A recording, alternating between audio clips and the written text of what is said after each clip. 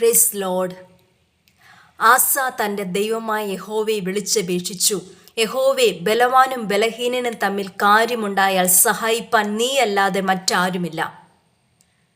ആസ രാജാവ് യുദ്ധത്തിനു മുമ്പ് ദൈവത്തോട് പ്രാർത്ഥിച്ചൊരു പ്രാർത്ഥനയാണ്. തനിക്ക് സൈന്യമുണ്ട്, ആൾബലമുണ്ട്, അധികാരമുണ്ട്. എന്നാൽ തൻ്റെ ശത്രുക്കളെ തനിക്ക് ജയിക്കണമെങ്കിൽ ദൈവത്തിൻ്റെ സഹായം തനിക്ക് ആവശ്യമാണ്.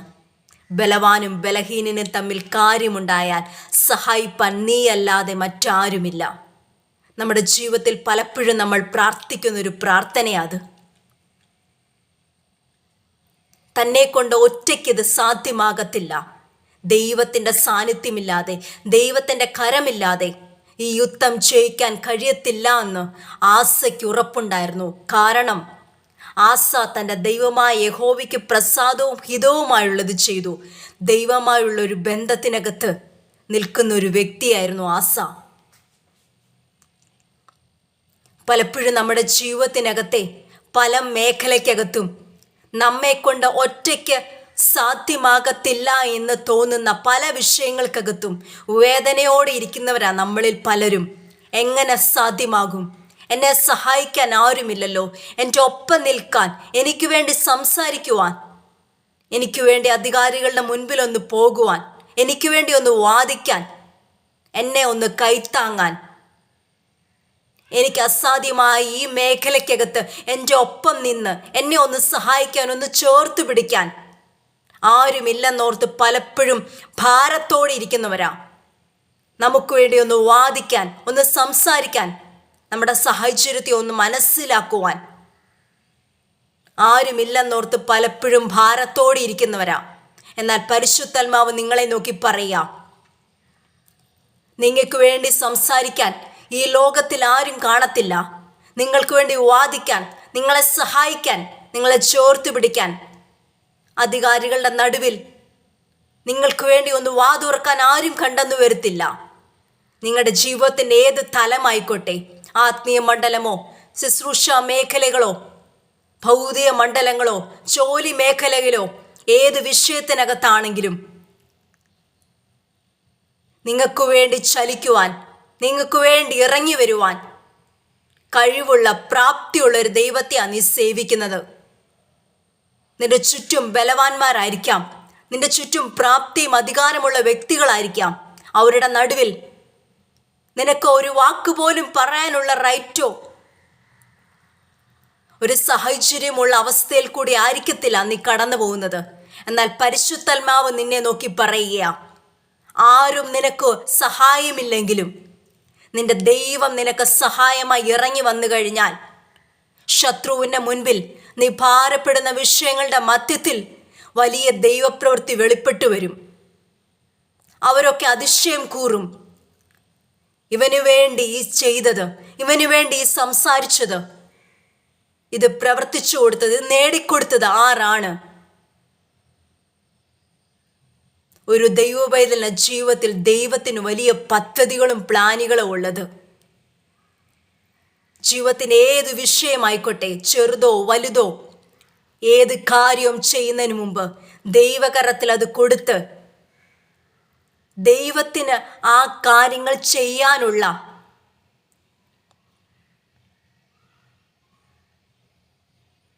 പ്രാപ്തി ഉണ്ടെന്നുള്ളൊരു ഉറപ്പ് നമ്മുടെ ഹൃദയത്തിനകത്ത് വ്യാപരിക്കുമ്പോഴാണ്.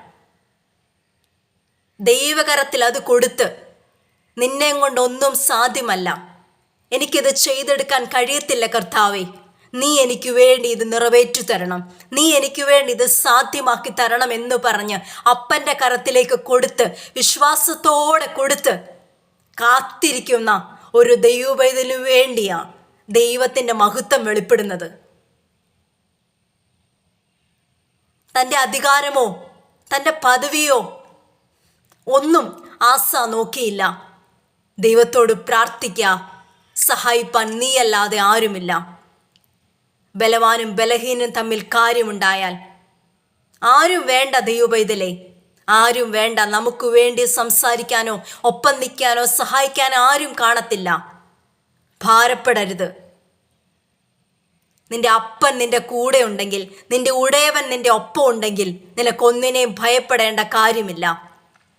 വിശ്വാസത്തോടെ നിന്റെ വിഷയങ്ങളെ ദൈവകരത്തിൽ കൊടുത്ത് പ്രാർത്ഥനയോടെ മുൻപോട്ട് പോകാൻ തയ്യാറാകുമ്പോൾ, പ്രാർത്ഥനയോടെ ദൈവകരത്തിൽ അത് ഏൽപ്പിച്ച് അതിലേക്ക് കാലെടുത്ത് വയ്ക്കുവാൻ, അത് തുടങ്ങുവാൻ തയ്യാറാകുമ്പോൾ, അതിനുവേണ്ടി നീ ചലിക്കുവാൻ തയ്യാറാകുമ്പോൾ, നിന്റെ കാര്യങ്ങളെ ഏറ്റെടുത്ത് ഏറ്റവും ഭംഗിയുള്ളതായി ചുറ്റുമുള്ള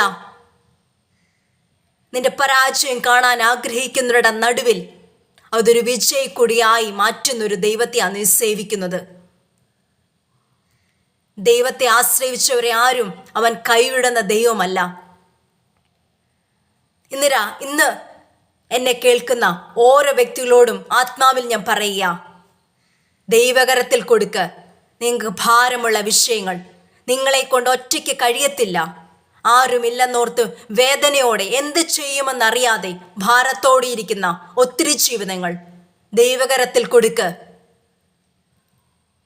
ആ വിഷയത്തെ ചെയ്തെടുക്കുവാൻ എനിക്ക് കഴിവില്ല, എനിക്ക് പ്രാപ്തിയില്ല എന്ന് സമ്മതിച്ച്, എന്നെ കൊണ്ട് ഒറ്റയ്ക്കിത് അസാധ്യമാണ് കർത്താവേ എന്ന് സമ്മതിച്ച് ദൈവത്തിൻ്റെ കരത്തിലേക്ക് ഒന്ന് സമർപ്പിക്കപ്പെടാൻ തയ്യാറാകുമ്പോൾ, ഒന്ന് കീഴ്പ്പെടാൻ തയ്യാറാകുമ്പോൾ, ഒന്ന് താഴ്ത്തി ഒന്ന് പ്രാർത്ഥിക്കാൻ തയ്യാറാകുമ്പോൾ, ഒരു തകർന്ന ഹൃദയത്തോടെ, ഒരു നുറുങ്ങിയ ഹൃദയത്തോടെ, ഒരു അലിവുള്ള ഹൃദയത്തോടെ അപ്പൻ്റെ പാദപീഠത്തിൽ പോയൊന്ന് കരഞ്ഞ്, അപ്പാ എന്നെ കൊണ്ട് ഇത് ചെയ്തെടുക്കാൻ അസാധ്യമാ, നിന്റെ സാന്നിധ്യമില്ലാതെ എനിക്കിത് നേടിയെടുക്കാൻ കഴിയത്തില്ല, നിന്റെ സാന്നിധ്യമില്ലാതെ എനിക്ക് മുൻപോട്ട് പോകാൻ കഴിയത്തില്ല, എനിക്കിത് പ്രാപിക്കാൻ കഴിയത്തില്ല എന്നൊന്ന് സമർപ്പിക്കാൻ തയ്യാറാകുമ്പോൾ, ഒന്ന് സറണ്ടർ ചെയ്യാൻ തയ്യാറാകുമ്പോൾ, അവിടെ ദൈവകരം നമ്മൾക്ക് വേണ്ടി ചലിക്കും. ഏറ്റവും മഹത്വമുള്ളതായി നമുക്ക് ഒറ്റയ്ക്ക് ചെയ്തെടുക്കാൻ എത്രമാത്രം അതിനകത്ത് പ്രവൃത്തി വെളിപ്പെടുമോ അതിനെക്കാട്ടിലും ശ്രേഷ്ഠമായി, ചോദിക്കുന്നതിലും നനച്ചുവിലും ഒക്കെ അത്യന്തപരമായി ആ വിഷയത്തിന് മേൽ യഹോവയുടെ കരമിറങ്ങും. യഹോവയുടെ കരം നമുക്ക് വേണ്ടി ചലിക്കുവൻ. ആ ദൈവകരത്തിൽ ഒന്ന് സറണ്ടർ ചെയ്യാൻ, ഒന്ന് താഴ്ത്തി ഒന്ന് സമർപ്പിച്ച് അപ്പൻ്റെ കരത്തിലേക്ക് ആ വിഷയങ്ങളെ ഭരമേൽപ്പിച്ച് വിശ്വാസത്തോടെ പ്രാർത്ഥിക്കാൻ തയ്യാറാകുമ്പോൾ, വിശ്വാസത്തോടെ ഏൽപ്പിച്ച് ഒന്ന് സ്വസ്ഥമായിരിക്കാൻ തയ്യാറാകുമ്പോൾ ദൈവം നിനക്ക് വേണ്ടി ചലിക്കും. കർത്താവിന് ടൈം കൊടുക്കുക, ദൈവത്തിന് അത് ചെയ്തെടുക്കുവാനുള്ളൊരു ടൈം കൊടുക്കുക. നമ്മുടെ പ്രാപ്തി കൊണ്ട് കഴിയത്തില്ല എന്നൊന്ന് പറഞ്ഞൊന്ന് ഏൽപ്പിച്ചു കൊടുക്കുന്നിടത്താ ദൈവപ്രവൃത്തി വെളിപ്പെടുന്നത്. നമ്മുടെ മിടുക്കുകൊണ്ടോ, നമ്മുടെ പ്രാപ്തി കൊണ്ടോ, നമ്മുടെ കഴിവ് കൊണ്ടോ, അധികാരം കൊണ്ടോ ഒന്നും നമുക്ക് ഈ ലോകത്തിൽ ഒന്നും നേടിയെടുക്കാൻ കഴിയത്തില്ല. കർത്താവിൻ്റെ സാന്നിധ്യമില്ലാതെ ഒന്നും ചെയ്യുന്നതിനകത്ത് ഒരു പൂർത്തീകരണം ഉണ്ടാകത്തില്ല. എന്നാൽ ദൈവത്തിൽ ആശ്രയിച്ച് ചെയ്യുന്ന ഓരോ കാര്യത്തിനകത്തും ചിലപ്പോൾ വേദനയായിരിക്കാം, പ്രയാസമായിരിക്കാം, പക്ഷേ അതിനകത്തും വ്യാപരിക്കുന്ന ഒരു ദൈവസാന്നിധ്യമുണ്ട്. അതിനകത്തൂടെ നിന്നെ നടത്തി ആ വാഗ്ദത്തത്തിൽ എത്തിക്കുന്ന ഒരു ദൈവിക കരുതലുണ്ട്. ദൈവകരത്തിൽ സമർപ്പിച്ച് പ്രാർത്ഥനയോടെ, ധൈര്യത്തോടെ, ഉറപ്പോടെ മുൻപോട്ട് പോകാം. അപ്പൻ്റെ കരുതലും അപ്പൻ്റെ പ്രവൃത്തിയും അപ്പൻ്റെ കരവിരുതും നമ്മുടെ ജീവിതത്തിനകത്ത് അനുഭവിക്കാൻ സാധിക്കും. ആമേൻ.